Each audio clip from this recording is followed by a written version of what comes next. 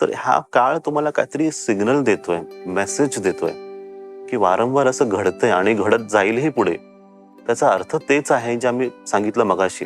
तर आम्ही आम्ही येणारा काळ हा 4 टप्प्यामध्ये पाहतो. एक ट्रान्सफॉर्मेशन म्हणजे परिवर्तन. दुसरं डिझोल्युशन म्हणजे लय, जिथे खूप गोष्टी म्हणजे डिसअपिअर होतील किंवा डिझॉल्व्ह होणार आहेत गोष्टी. है ना?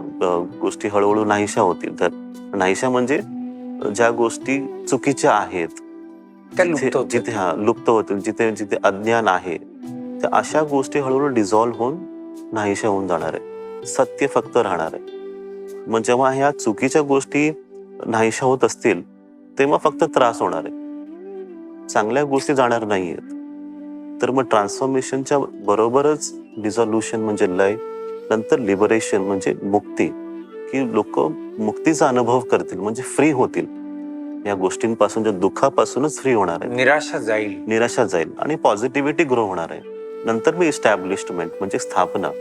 तिथे खरोखर म्हणजे धर्माची स्थापना आपण जसं म्हणतो तसं होणार आहे.